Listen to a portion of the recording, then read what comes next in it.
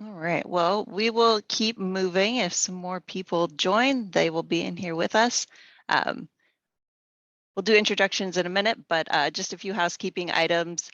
You can use the chat to have some general comments and things in there. Make sure you're selecting all attendees. And then as we're getting into the presentations, use the Q&A feature so that those questions that you have for the panelists and presentations are in there. And we will move to the next slide.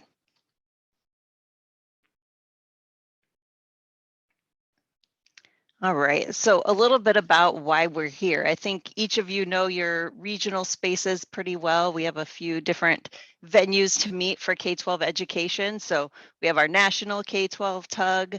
We have our own regional K-12 tugs where we can get specific into our work that we all know really well. And today we decided to take two of those regional groups and pull them together to really leverage expertise from a partner doing the same type of work, but that we might not be doing, so we can continue learning and expand who we're meeting with and who we're networking with. So there's those 3 points there. We're all working towards that goal of helping K-12 customers see and understand their data. We're sharing best practices and resources, so always learning, and providing a regional K-12 community. So we're kind of in between that regional and national space coming together today to learn. So I'm Ashley Berkland. I'm the Interim Executive Director of Organizational Effectiveness. Long-winded way of saying that I am overseeing data assessment, research, technology, and strategy in the Kent School District right now. And prior to that was director of the research team doing a lot of work in data visualization and with Tableau. So I will turn it over to Stephanie. Morning, everyone. Stephanie Henry here. I'm a manager with the business analytics practice at Plant Moran. I've been with the firm for 4 years. My lens within the firm is helping customers use business analytics and data analytics to improve their programming, make great decisions, and utilize best practices. I've been using Tableau. I think I'm in my 10th year now. Prior to joining the firm, I was with Cherry Creek School District here in Colorado for just shy of 16 years. So I was in many of your shoes for many years before I was able to take those lessons learned and to be able to share and talk with people all across the country. I'm pretty excited about that. During my time at that school district, started the Colorado K-12 industry version, got to know Clare Sims with Boulder Valley really closely. We decided to continue doing that, partnering together. And so we lead the Colorado lens. I'm going to go ahead and hand it over to Clare. Thanks, Stephanie. Good morning, everybody. I'm Clare Sims. I'm the Senior Data Visualization Designer at Boulder Valley School District. As with, I'm sure most of you working in school districts, I wear a few hats, but one of those is designing and supporting Tableau visualizations for our educators. I also support our schools with data and assessment in general, and just really try to, train, support, spread the word about using Tableau dashboards for our educators to get access to their student data. All right, so this morning we have a great agenda put together.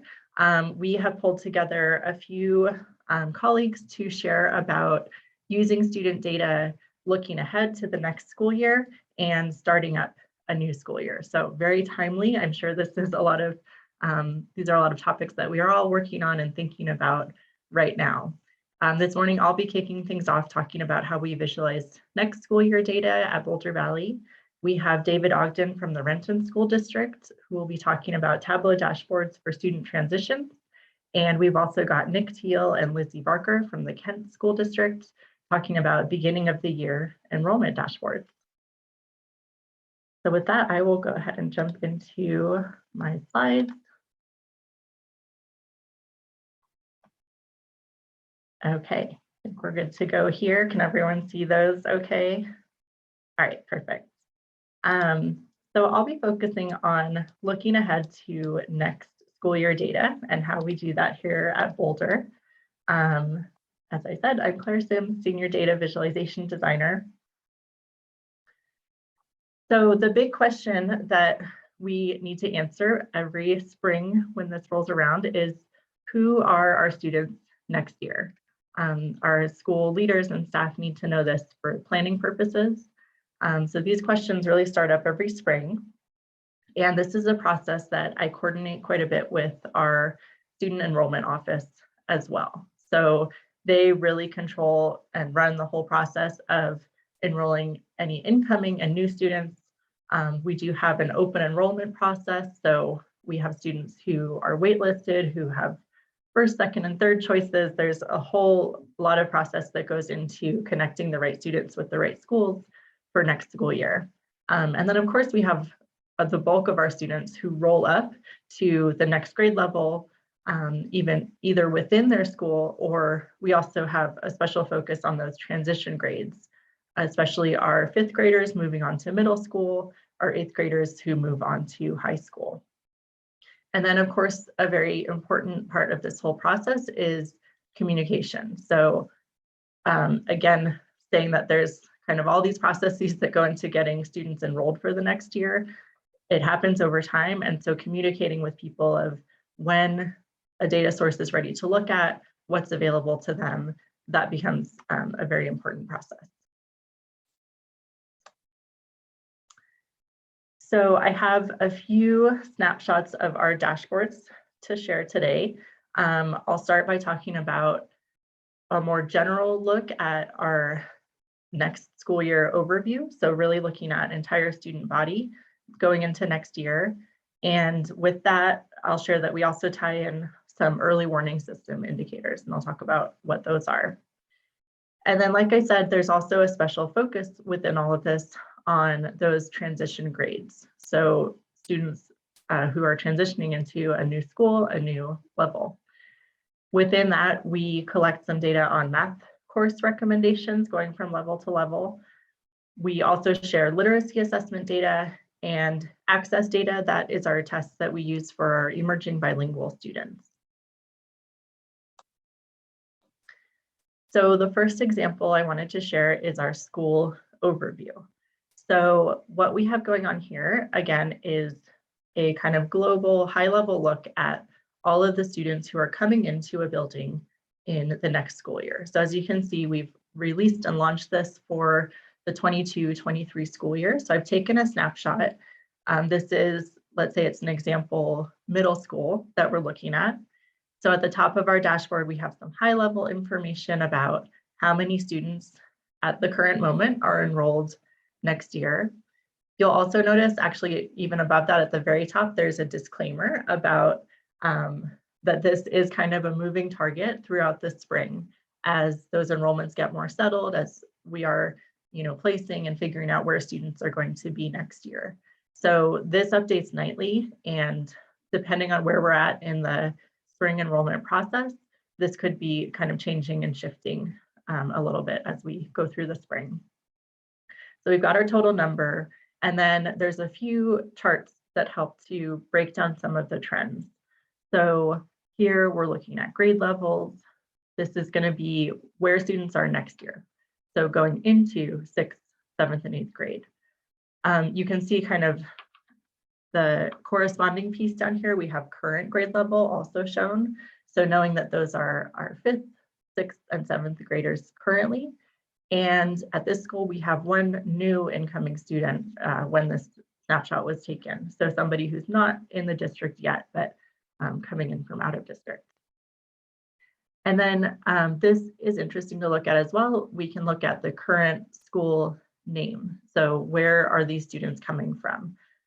When we look at the entire school, most of them are staying within the same school. So our current 6th and 7th graders are, for the most part, going to stay at their same school. But if I go ahead and interact a little bit with this dashboard, so in this case, I've clicked on that bar for 6th graders. I've filtered down the data, so I'm focusing on those 137 incoming 6th graders. I can confirm those are our current 5th graders, and this is where this list of schools would get interesting for that middle school.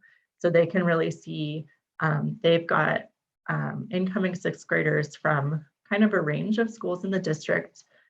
again, we've got open enrollment, so it's not just going to be like 1 or 2 feeders. We could have students really coming in from any different elementary school. So in this way, our school staff can go in and see where are those students actually coming in from.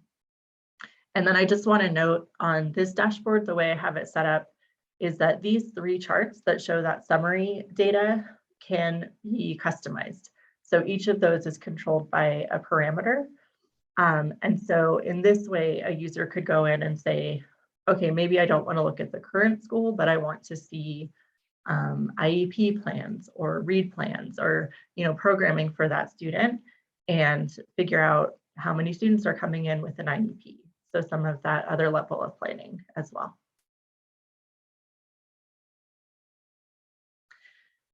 I mentioned earlier that within this school overview, we also have a way to look at some early warning system indicators. Now, this is only going to work for our currently enrolled students.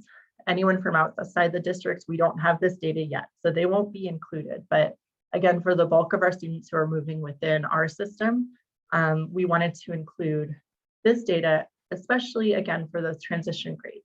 So having new students come into your school within the system, you can actually look and see a little bit of their data about, for example, have they been struggling with attendance this year? That is great information for our student support team and our attendance advocates to know right off the bat so that they can reach out and support those students even before they start the next school year.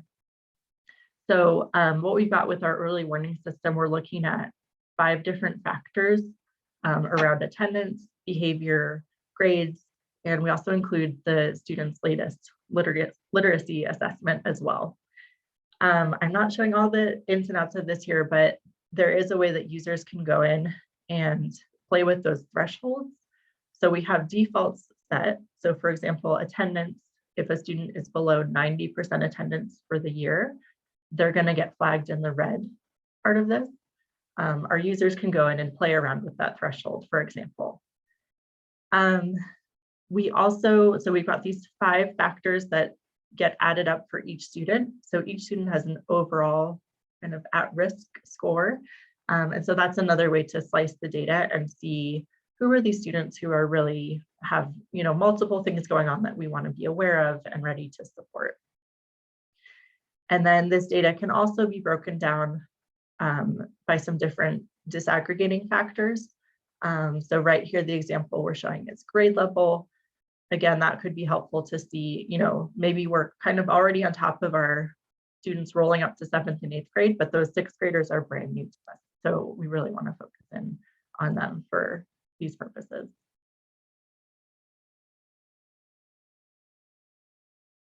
All right, so the next type of data that we work with and have to think about in the spring to help with these transitions for students are math course placement recommendations. So I will say this, we've had this process with the math course recommendations showing up in a Tableau dashboard running for a few years now, but I still think it's a big celebration to bring up because this used to be a paper and pencil process. And also with paper kind of being sent school to school. So students would have to get a form filled out by their teacher, submit it to their next school, and the next school would use that for planning classes. So as you can imagine, this was pretty cumbersome for the staff members that had to help handle all of this. Sometimes information was missed or just miscommunicated. So we've really been able to improve this process quite a bit by bringing it online and sharing the information in this format. So what we're looking at here, the example I'm showing are some middle school math course placement recommendations. So what happens is a 5th grade teacher getting towards the end of the year, this is more of an early spring process, they will go in and make a recommendation for their 5th graders moving on into 6th grade of what level of math course they would recommend for them at the middle school. They look at a body of evidence and their own experiences with the students. So this is good, valuable information that we're getting directly from teachers. So the way the dashboard is set up, we have this filtered, right now I have it filtered to the student's school next year. You can also additionally filter by their current school. So let's say I'm at the middle school and I want to know, okay, are students coming from this elementary specifically? What kind of courses are they going to? I can slice and dice it that way. The main chart here is just breaking down and showing the percentages of students recommended for these different various course options. And then at the bottom, I can actually see who are these students, a little information about them, and again, what their specific recommendation is. Again, lots of ways to slice and dice the data and look at different trends. So I have again, a filter option controlled by a parameter over here on the side. And so in this example, I'm showing, let's say we want to break down those recommendations by gender and see if boys and girls coming into 6th grade are being recommended for very different courses. So we can see a little bit of difference here and some trends where the girls coming in are being more often recommended for a little bit more of the advanced math courses.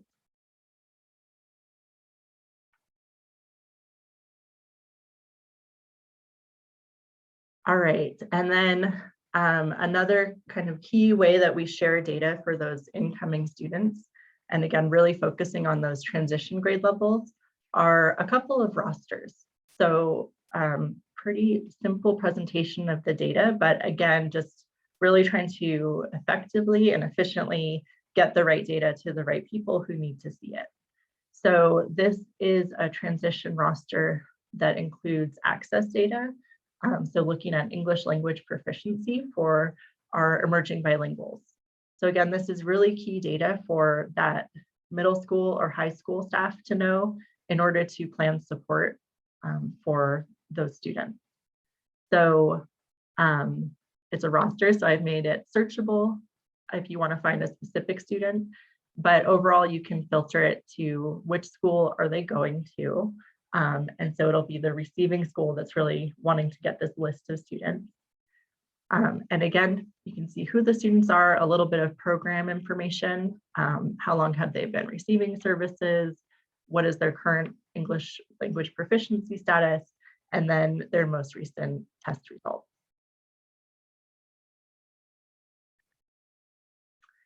And then similarly, we also have a roster that includes their literacy results. So this is set up very similarly, again, really built for that receiving school to go in and get a list of their students. You can see here current incoming 5th graders, 8th graders who are rolling up, some information about programming for them, and their most recent literacy data. We do have a spring collection for that data, so that's pretty timely to be looking at this point. So for example, one other thing you could do with this list is as the staff members would identify specific students, they could also click onto a student to get even more information. So here is, we can see in the tooltip, if you hovered here, you could see who the student is. I've blurred out all the identifying information. So this is a current 8th grader moving on to high school. We can see that their most recent reading level is at kindergarten. So that is certainly a concern. That would be a student that you'd want to go in and say, okay, let's look at their profile. That's going to take them to another dashboard that shows a full view of information about this student. So really, let's look at all of their reading assessment results. Are they an emerging bilingual? Do they have an IEP? Really figure out what are the supports in place for this student that we would want to be continuing at their next school.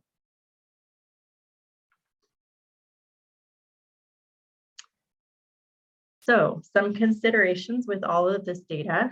The way that we get that next year enrollment data is we pull from the 22-23 calendars within Infinite Campus. That's our student information system. Each student within these is going to be then associated with both their current school that they're at and their 22-23 school. So what that means is that we have two different security layers to think about, because as these students transition grade to grade, but especially school to school, we need to make sure that they are visible and their data is visible to the staff members at each school. So, they're still at the elementary, for example, those staff members need to see them. They haven't moved yet, but we also want to be efficiently sharing their information with the middle school so that course planning and programming can happen. So the way we do that is with row level security, basically, instead of just having one field that ties a student to a school to the staff member who can see them, we now have two fields. So we've got a current school security layer and a future school security layer.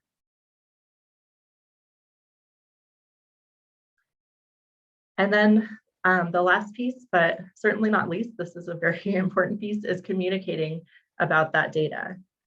So like I said, I do a lot of this process in tandem and in close communication with our enrollment office, and especially around the timing.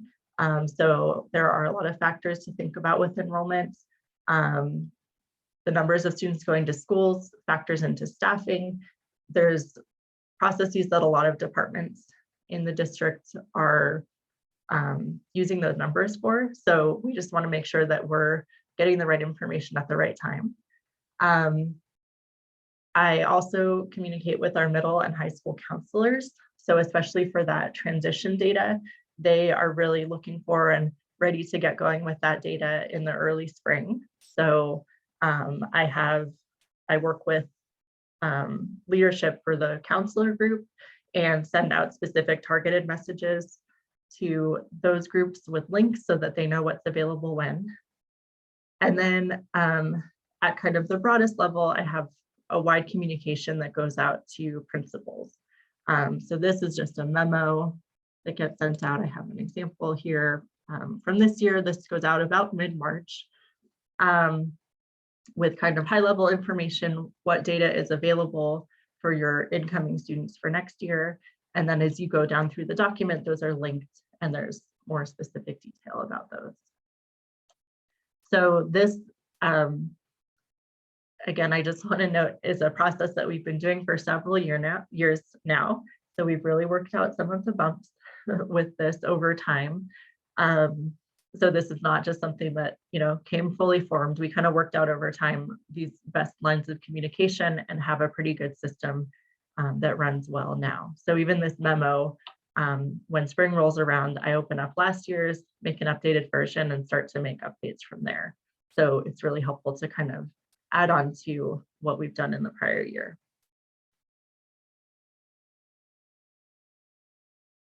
All right, and so with that, I will answer any questions that might have come up, and I just want to share again my email. Please feel free to reach out if you have any questions later on.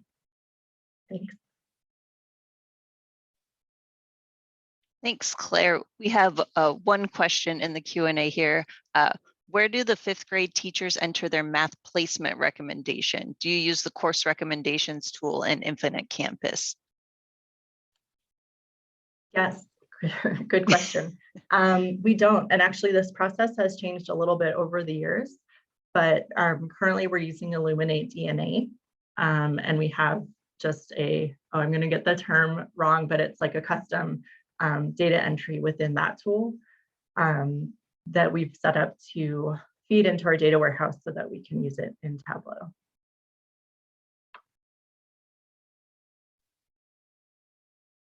Great. That's the only question we have in there. All right, if any others come up, feel free to add them into the Q&A and we'll be monitoring that and can check them. Thanks again, Claire. And I am going to turn it over to David Ogden. Hello, I'm David Ogden. I'm the assessment facilitator here in the Renton School District. And I'm really glad to have the opportunity to see you all. We're over here in the Cascades, joining the Rockies. If you could drop in the chat for me, just so I get to know, because as the assessment facilitator, I always like to do a little pre-assessment, get to know the audience. How many years in the chat, how many years of experience do you have using Tableau? So if you just drop that in the chat, that'll be great. We'll get to see how many years of experience, and we'll travel here over from one side of the mountains to the other as we go from Boulder here. Oops, gotta get the right tool there. Go from Boulder all the way up here. We saw some people from Utah in the chat. Terrific. And here we are in the Renton School District, right here on the sunny shores of Lake Washington, right by Seattle, Washington. We're all over here getting ready for you all. And so today, I really appreciate Claire giving her information and talking about EWIS, because we do the same thing. So you're going to see kind of some of the similar things, but in this case, you're going to get to see it probably a little differently, which is what just really fun here. We've got people with lots of experience, people with little experience. That's terrific. Thanks for sharing that. And so Claire showed you some great things, and we do almost almost the exact same things. But I'm going to show you a little bit more of the how here. And so it's similar to Boulder Valley in Renton. Here, our data family uses Tableau for a wide variety of things. We use Tableau also for our student transitions to help get students in the right place and get their schools have an opportunity to see who they are ahead of time. Just like Claire, it stemmed from our EWIS work. And it's actually created in response to schools. So we try to be responsive to our buildings and build dashboards and put things in dashboards that they like or they want to see. And basically what it can do, similar to the Boulder Valley, is we generate lists of students that may need support early so people can know who they are before they come in. And it's only for our secondary schools, those points of transition from 5th to 6th grade and from 8th to 9th grade. And the how we do it is relatively straightforward. It's a few calculated fields and a parameter. We use just information from our database, which is Skyward, our student information system. And then we use those fields to make a few other fields and create a parameter. So let's take a look. Here we go. So the why here, again, we have a wide variety of early warning indicators and dashboards for our school. This one represents an overview for an elementary school. And then this one represents an individual one here. And so we have dashboards for individuals and for groups. But the elementary schools here might be, this is a student who goes to a middle school. And so from the elementary to the middle, people wanted to know who are we going to get and what are they going to, how are they going to be? So what we did is we put filters in to some of our dashboards. This is a different dashboard. This is about attendance, and so is this one. And so we put filters in our dashboards to allow students to see who their current students, all their students, and incoming students. So that incoming students one will be just the students that are going to be at their school in the next year. Oh yeah, and so we applied it to some of our core EWIS indicators through attendance, the behavior. We have different dashboards for all these, credits, and academic progress. This is our lovely interface for our student information system, Skyward, SMS 2.0. And often people aren't able to get much information from that, which is why we put lots of things in Tableau. So you can see here what we do is we send reports every night. They're labeled Tableau here. They usually go in around somewhere between 11 and 11 at night and 4 a.m. in the morning. And we push it out so that it's up to date for the next day. This was the same chronic absenteeism list here, but we have allowed it so that when you click on one of the bars, it generates a list of students underneath. And so this is set to the incoming students. These are the students with the most challenges getting to school every day, and where they're going to be, and their current grade level, you can see, is all grade 5 here, students moving over. But how does that work? How do we get to do that? Well, what we do here is we just take our original database fields, we repurpose them, and we turn them into a couple of calculated fields.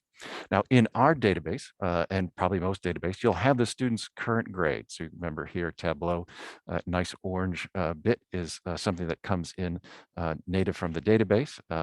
And then we just let people know, we use a few tools here. We use a level of detail, and then we split that so that we get down to the name, or excuse me, yeah, and then we split the address path. So address path is another field that we have. Unlike Boulder Valley, we don't have an open enrollment. So our students tend to go directly from an elementary school in their attendance area to the middle school of their attendance area. And so this can lead to some errors because we can't, just like Claire said, we can't predict the future all the time for all the students, but we don't have that many students that are going outside of their normal address path. And so we take this information, we do a few permutations to it so that if their address path says they're going to one of these schools, these are the entity names or entity numbers, codes, school codes that are in there. So it takes your address path, narrows it down to just part of the address path. The address path, in essence, is three sets of three-letter symbols saying your elementary, middle, this is the middle school, and then the high school ones are here. And so we create those, we take those and put them into this new calculated field called the next school year. And then we take these calculated fields and make a parameter. I'll let this soak in a little bit.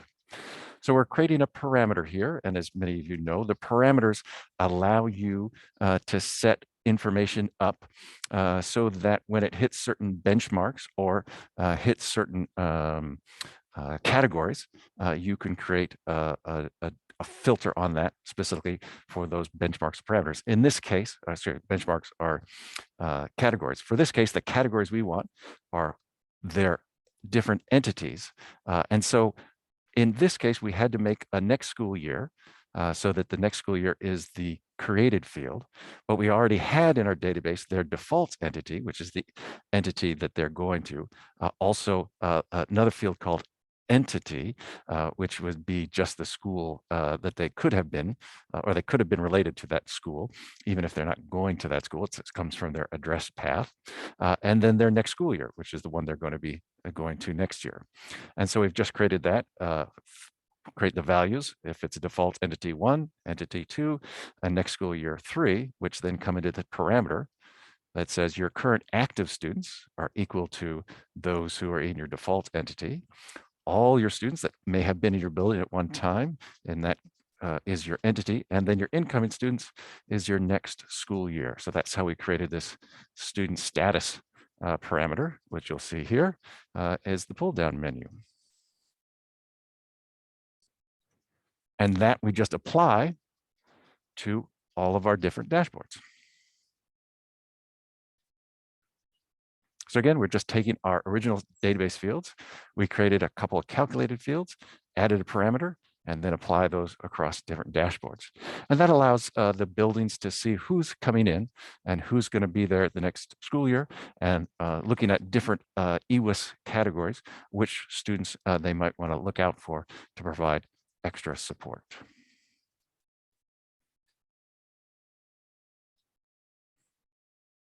And if you need more information from us about how this works, you can contact myself, David Ogden, or my colleague, Tuan Vo, and we're just first name dot last name at rentonschools.us.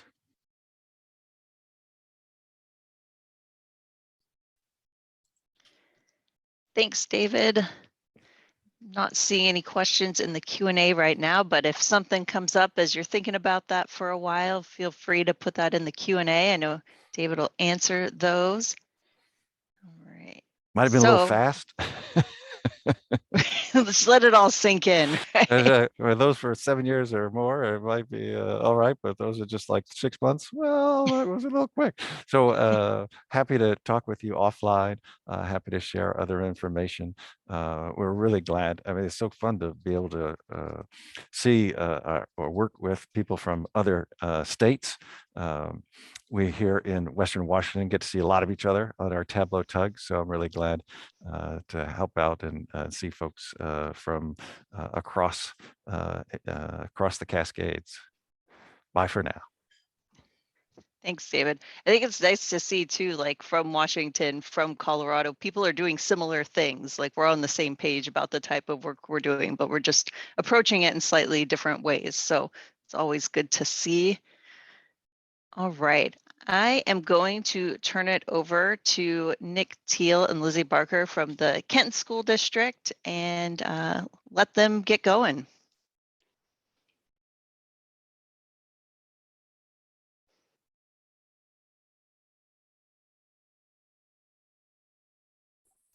Thanks, Ashley.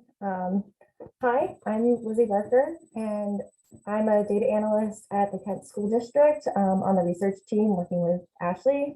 Nick Teal, my colleague and also fellow data analyst on the research team, is going to be joining me today in sharing some of our beginning of the school year dashboard. So we've been talking a lot today about that transition from one school year to another. We're going to focus more on what we talk about at the beginning of each school year. So let's get started. Okay, so we'll start us off by rooting our purpose and our practice and data principles that KSD has, and then we'll talk about the purpose behind some of these dashboards that we're going to share with you today. And the focus of these dashboards is going to be on enrollment, because enrollment is really the big topic that we talk about as a district at the beginning of the year. So we'll show you a couple of examples of different tools that we've developed, because we've developed kind of a suite of dashboards around enrollment for our administrators and district leaders to use at the beginning of the school year. So we'll talk about some class size dashboards, and then we'll go into kind of this big dashboard that we have that's really more of a data story that looks at different components of enrollment, such as contextualizing enrollment that we've experienced over the past few years, looking at homeschool students, choice transfers, and a few more of those things before we finish up. All right, so we'll get started here by talking about our data principles. So before we begin reviewing our dashboards, it's important to root our presentation and our practice and our data principles. At KSD, we have 6 overarching data principles with some guidance for clarification about the principles for pretty much each of these. For our purposes today, we'll focus on principles 1, which is data is only as accurate as the processes that feed it. 2, more data can lead to better questions. Principle 5, which is data use is not a one-time event, it's ongoing and iterative. And 6, everyone is a data user. As we'll explore the dashboards that we developed for beginning of the school year discussions, were intended to offer tools to our colleagues to use data in an iterative manner and ask better and deeper questions at the beginning of the year. The tools are also designed so that more of our colleagues could come to understand that they too could be data users. So let's take a look at some of our dashboards. The purpose, to contextualize this at the start here, is to talk about enrollment. Over the past couple of years, our team has focused on building out a suite of enrollment dashboards specific to data questions asked at the beginning of the school year. Enrollment is the key topic as we begin each school year because it directly impacts our budget and shapes decisions about staffing and resource allocation. Our budgets are set by October 1 counts of the students who are enrolled in our school in Washington State. So between the beginning of the school year, if that's at the end of August or beginning of September, and October 1, we pay close attention to ensuring that we have an accurate count of enrollment on a daily basis. The fall enrollment counts often tie back into projections that our budget office determines in the spring. So around this time of year, they're starting those projection conversations. So the count in the fall really validates those projections and ensures that we're creating or providing enough space to create accurate staffing resources for our schools. Teams across departments in the KSD admin will meet at the beginning of the school year to evaluate enrollment numbers and work to adjust resources as needed based off of changes in enrollment that we see at the beginning of the year.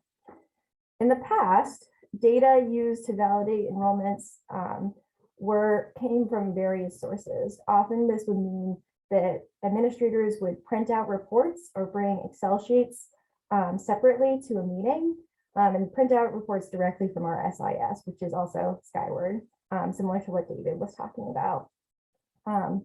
Because enrollment is so fluid at the beginning of the year, though, this could often mean that reports that are brought to those meetings might be outdated or have different numbers, which could lead to confusion. So the idea behind creating a suite of dashboards was to centralize the data so that our admin teams could look at more accurate counts and to really move away from what Claire was talking about earlier in that paper and pencil type of process. All the dashboards we've included in our presentation are built based off of our data warehouse. Our data warehouse is based on a SQL server, which is connected to our SIS Skyward. It updates every night, and for some of these dashboards, it even updates more frequently. Some of the dashboards that we'll highlight also have some additional data sources which feed into them, so we'll highlight those when they come up. And the dashboards that we'll highlight today were designed under a couple of functions. Some operate as more utilitarian tools and are designed to answer a few specific questions. Others are more complex and really tell a data story. These complex dashboards can still function like tools, but they also contextualize the data in our dashboards within a history of trends in order to shape the conversation and inform decisions better. And then finally, our enrollment conversations in our district span the breadth of many admin level teams. It's a topic that really touches every component of our system, especially at the beginning of the year. The opportunity to develop these dashboards offered our team the chance to collaborate with many other administrative teams, form new connections, and build trust in data, which is fundamental to our mission as a research team. So let's actually dive into some of these tools. The first couple of dashboards we'll review with you today are the elementary and secondary class size dashboards. These are essentially tools that we designed so that our admin teams could quickly identify how many and which classrooms were over capacity for student assignments. This would help redistribute students and staff more equitably and ensure that we were adhering to our bargaining agreements for class size capacity. As we'll see later, when I kind of hand this over to Nick, new enrollments for our district usually come in like a big wave at the beginning of the school year. So this tool helps to ensure that we're adjusting class sizes based off of the capacity requirements when we enroll new students into the district.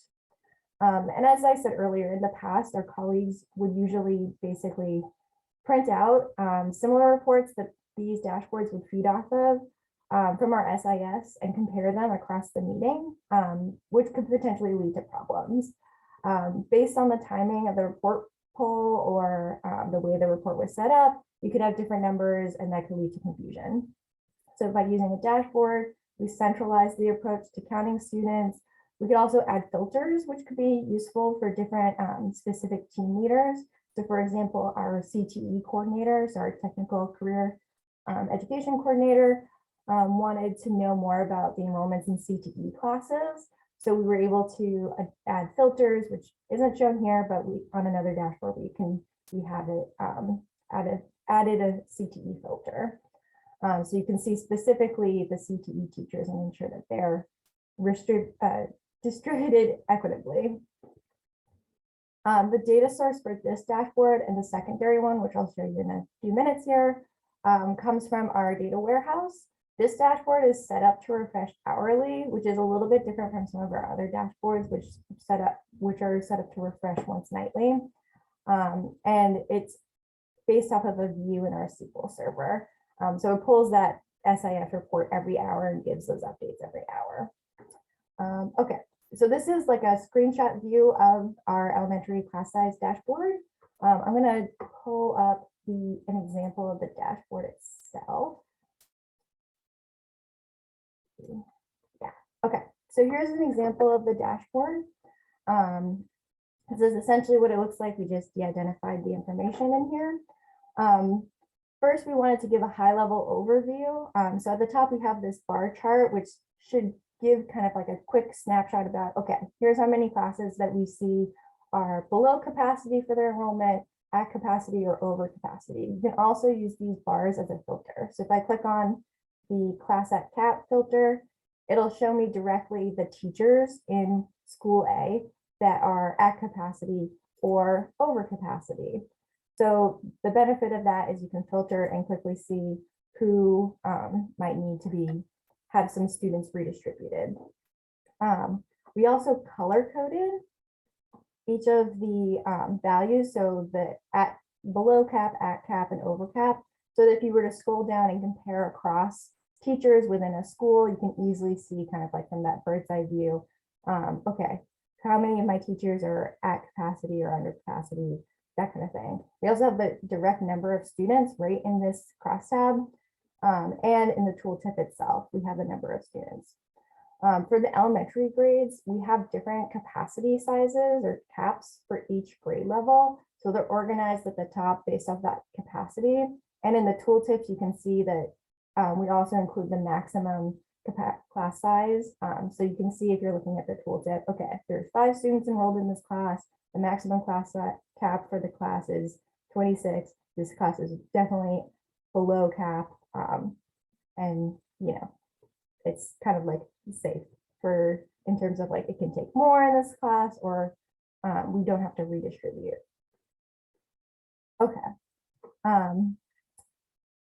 Yeah, I think what we'll do is kind of like move on to the next one here so that we can see how this would compare across secondary class size too. So secondary is set up pretty similarly. They have a couple of design differences for the secondary class sizes though, because middle and high school class enrollments are based off of period and the daily capacity for each teacher rather than the grade level. So in the elementary one, we saw that, I'll go back for a second, we see that we're looking at the second grade level instead of a period. And at the middle school, this would be the second period, third period, fourth period, etc., or middle and high school. So we're measuring whether or not each period is over capacity. And let's take a look at what this information looks like. Because we're looking at periods rather than the class itself, the numbers are going to be really high. So you maybe could see on the slideshow, like if you have 2,000 classes below capacity, that's going to be a pretty like lopsided bar chart. So we decided to go with big numbers rather than the bar chart, but you can still use them as filters. So if I wanted to see who are these 29 class periods that are over capacity, I could, oh, there we go. I could filter, click on this and filter, and now I can see all of my teachers that are over capacity here. And just click and you can see a comparison overall. One of the issues that we ran into when we were creating this dashboard in particular was accounting for concurrent classes. So interpreting how the concurrent classes were stored in the SIS versus how we were seeing them come out through our SQL Server and our data warehouse. So for example, some of the teachers whose enrollments were over capacity might actually have 2 separate classes that are occurring at the same time. So if there were, we'll filter this here. So if there are 35 students in this class, maybe there's like 30 students who are in a general education class and 5 who are in an honors class that occurs at the same time. You might not be able to see that directly from this view, but that would prompt you to look into some deeper questions about, okay, what's going on with this teacher in particular? Is this acceptable for them to have slightly over their cap? For some of these other classes, like a 57 or 66, when the class capacity is 30, they're going to pop up, but you might be able to see from a distance that, oh, this is like a music class that has 66 students enrolled because it's orchestra, and that would be okay. So this is a little bit of a trickier distinction to make, and we're still kind of working out how to make that a little bit clearer in the future. But for now, this is the tool that we're using to see kind of across class level. And if we knew the teacher, if you saw the teacher name specifically, you might be able to see where those instances are coming up. Okay, So these dashboards are kind of more utilitarian tools. I'm going to hand over the presentation to my colleague Nick now, who's going to talk about some of the contextual data questions that come up from the increased use of our dashboards over time, specifically looking at enrollment in particular. Thank you, Lizzie. I'm going to steal the screen sharing.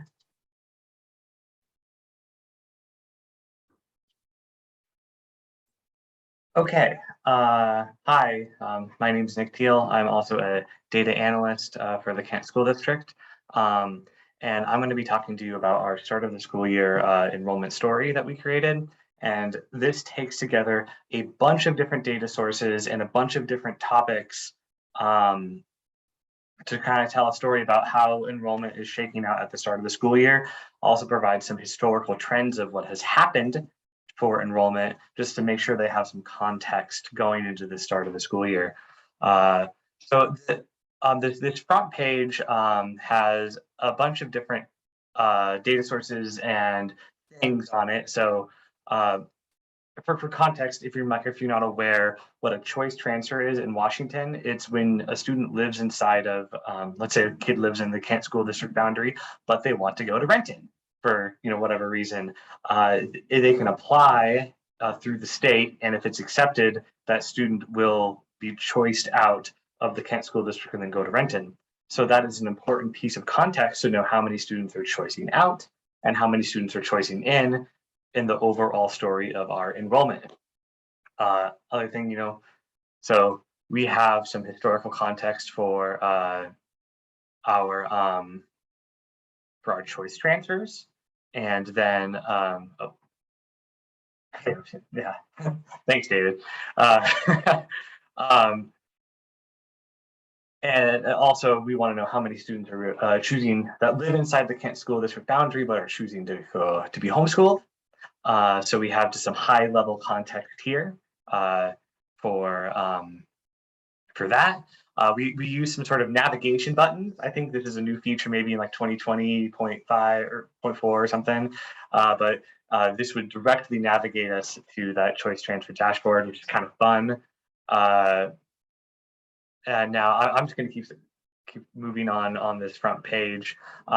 These are some pretty fun charts using this is a pretty massive data source, but what we're able to do is create a chart that shows on every specific day how many kids were enrolled. So like on this random March 4th in the 18-19 school year, there were 27,341 kids enrolled on that day. So we can kind of see over time how enrollment trends occur.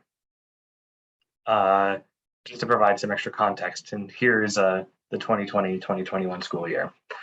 And a big piece of this is at the start of the school year, enrollment is there's like a big wave of enrollment at the start of the school year. So historically, all the way back to like 16, 17, here is the trend of what happens from the start of the school year through the end of October. And as you can see, it's the same pattern every single year where, so this year we started at 26,600, ended up at 27,300. So over time, we can really see every year we kind of have that same shape with a big dip around the same time. And that has to do, it's one of those things when you're creating this dashboard, you're like, that's really interesting.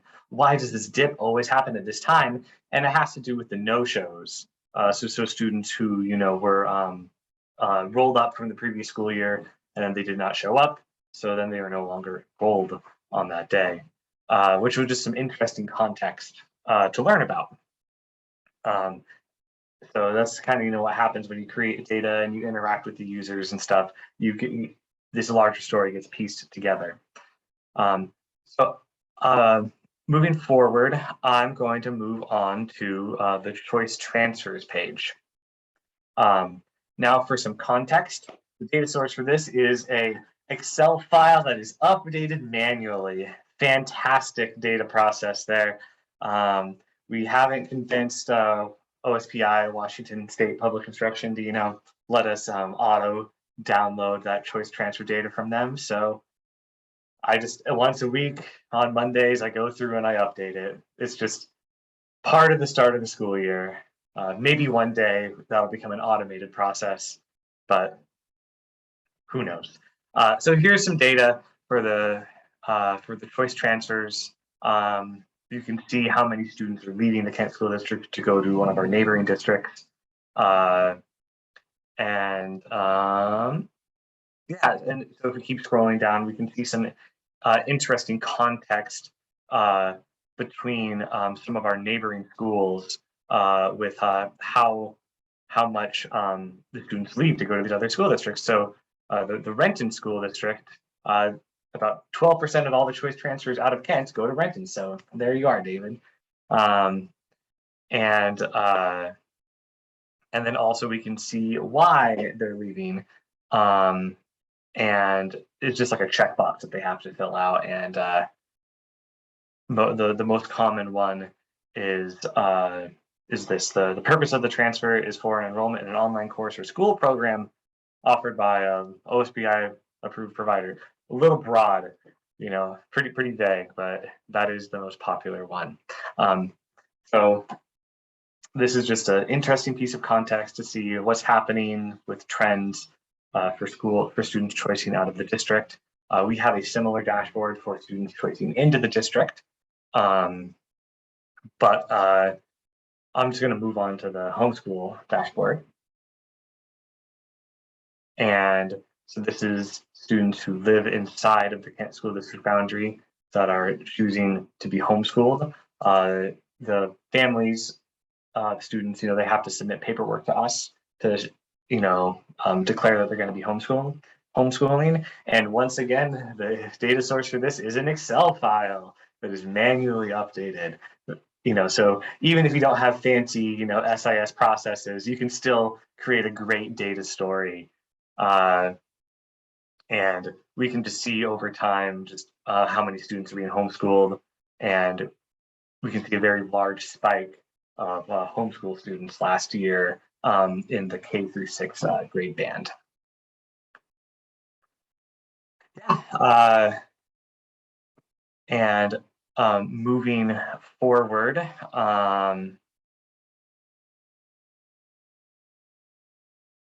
here's that similar view that was on the front page. This is showing, you know, how many students are enrolled every single day, so you can really see some trends. We have different, you know, school names and filters and stuff that we can look at. You can see the various trends by grade. So that first year coming back from the pandemic, our kindergarten enrollment started off pretty slow that year, but it is since, you know, increased significantly. But it's just important, you know, for district leaders to see that context and what's happened over time, and what's happened historically, and then what's happening now. If you have any questions on how to make this, I'd be happy to share it. I think someone in Renton has made something similar to this, but it is a large data source with one row per student per day. It's pretty great. It doesn't slow down our server at all. Anyways, the last piece of context I want to talk to you about is this entry withdraw history. So like, let's say, you know, you're a high school and you got 2,000 students on day 1. And then on day 30 of the school year, you also have 2,000 students. You're like, great, we have the same amount of students enrolled. But what if you had 100 students withdraw and 100 new students enroll? That might have implications on class sizes or laptop devices, all sorts of other interesting things. So this dashboard, the purpose of it is to look, so this is looking at the start of this current school year, how many enrollments happen, how many withdrawal happens, and what's the net change. So we have how many enrollments occurred, how many withdrawals occurred, and then the net gain or loss.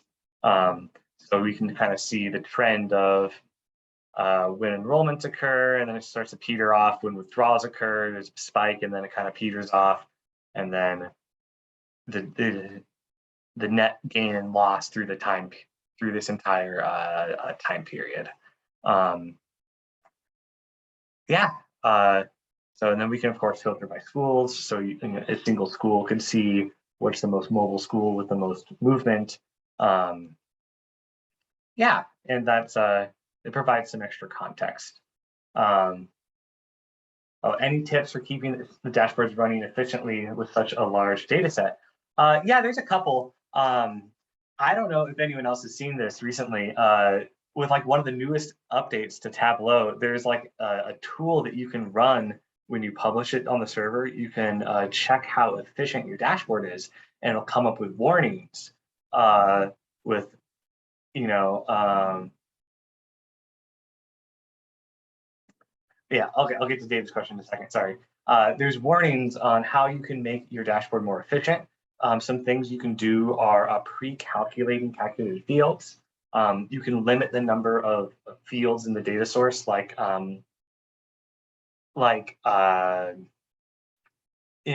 your number of parameters. Something that's great that you can use now is with the data noodles, or what's it called?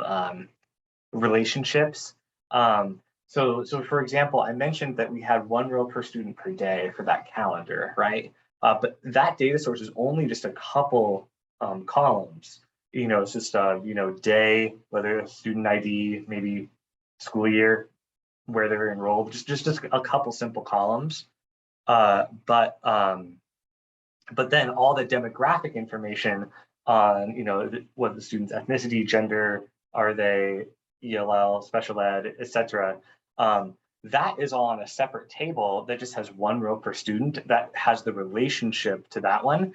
Because in the past, when we were dealing with joins, if you wanted to include that demographic information, that would have to get duplicated 10 million times if this data source is 10 million rows long, right? But now with the relationships, leveraging the data relationships instead of just using joins, you can remove that duplication of data that happens so frequently. This is another large tool. If you have any sort of attendance dashboard, that's that same idea where you're like, was this kid here on this day, this day, this day? And you had, 1 row per student per period, right? And you wanted to filter that by ethnicity. You wouldn't have ethnicity 10 million times, you just have it once, and then it would have the relationship over. And that, I think that has really sped up the process for some of our dashboards. So it's been great. Huge fan of relationships, data noodles. At first I was a little confused, but 10 out of 10. Yeah, and the function that Nick was talking about is called the run optimizer. And I think that if you're in desktop and you are like, you can find it under like the server menu or something where you're going to upload your dashboard to a server if you have like a server that you connect to. So we'll pull a lot from our SQL server. So if we can like eliminate some of the fields in a table that we're pulling, so it's not just pulling every field from that table, we're just selecting specific ones. Like that's kind of the thing that Nick was talking about in terms of how we can make it more efficient too. And the relationships are really important. Yeah. Oh, I'm not presenting on the question slide, I'm sorry.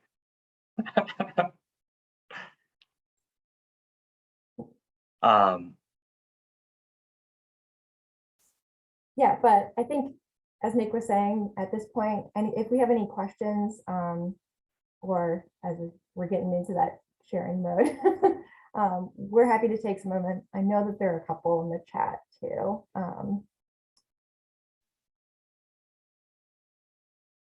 Yeah, Claire is asking if we have summer school and if we look at trends in that enrollment. We do have summer school. These enrollment dashboards that really look at like those enrollment trends. I think that it's probably a question that we'll start to address in the future, but that would be like an interesting dynamic to account for too. We've gotten lots of questions about like academic progress through our summer school system. So that's kind of what we've been focusing on for that too.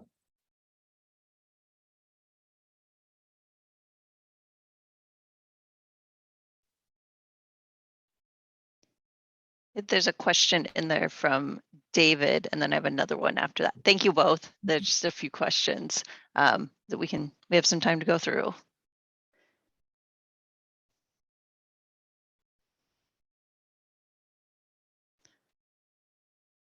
So David's question is about the axes and when do we standardize them versus when do we let them vary, and the rationale behind that.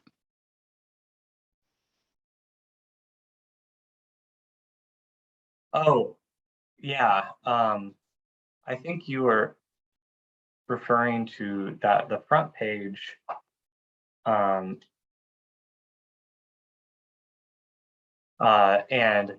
I think what it boils down to is the type of question that you're trying to answer. So for the enrollment over time, where you saw like the long squiggly lines, those ones is just kind of just like, how many students do we have over time, right? And you can kind of see like each year, is it up, is it down, right? And answer those types of questions. And then there's another one where I made independent axes for each one. And the question for that one is really like, what is enrollment like at the start of the year? And so that's why those axes were different, because I didn't really care about the exact number of students at that moment. I cared more about the change between point A and point B. And I wanted to show that story about how the change from point A to point B is kind of equivalent every year. So that's why there was on one, it was the fixed axis where it was all being compared apples to apples. And then the other one is like, I wanted to let each one be independent of each other, because regardless of the starting point, I wanted to share that. Does that kind of answer your question? Okay, cool. And yeah, Holly said, sadly, relationships do not allow calculated fields that manage username row level security like traditional joins do. That's true. But we usually do a combination of things. So we have one of our data sources that we use. It's very simple, just like one row per student per school year with some demographic information in it.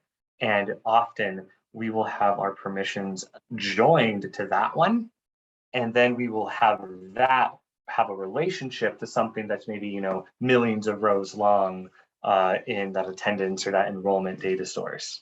So we can still get the row level security. You know, principal A can view students at school A, and they can see these specific kids, and then those specific kids have these, you know, tons of rows of attendance information. So you're able to leverage it, but you still have to do a join at some point in the process. That is correct. I have another question here. Do you leverage alerts on Tableau server if a classroom becomes over cap?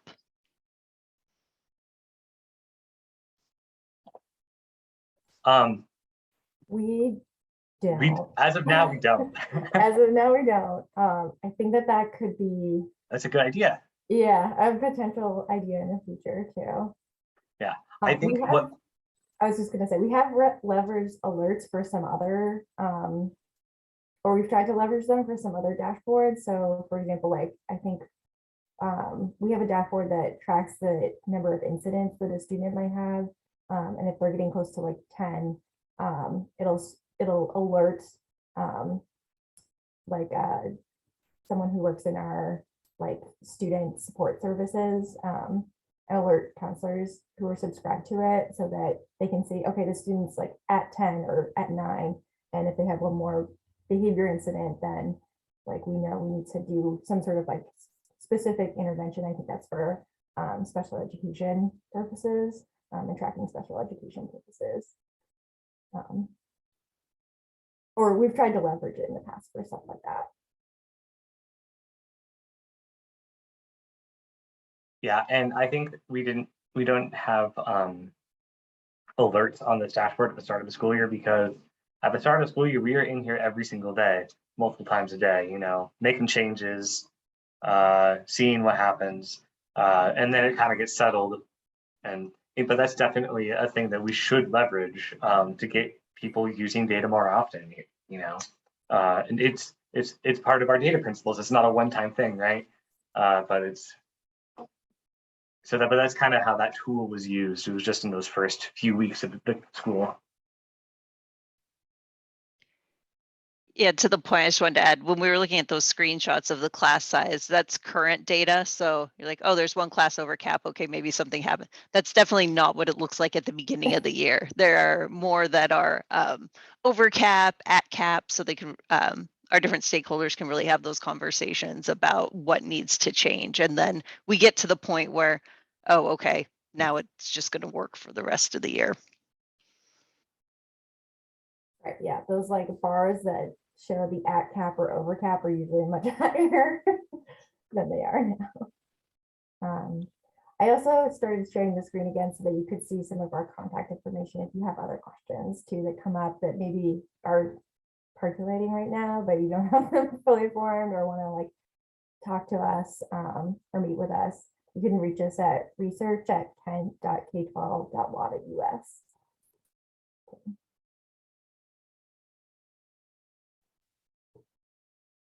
All right, I don't see any other questions, but we still have some time. So if you think of anything, add it in. And thank you, Nick and Lizzie. Thank you to all of our presenters. I'm going to turn it over to Stephanie to talk a little bit about Tableau Conference.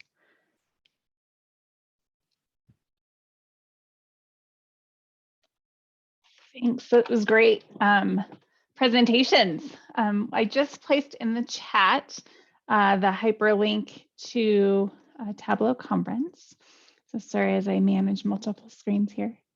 I just wanted to, I'm sure this is on everyone's radar, and when you're part of the Tableau community, you're probably getting a lot of emails from Tableau advertising what's up and coming. I just thought I would call out attention to try to encourage participation.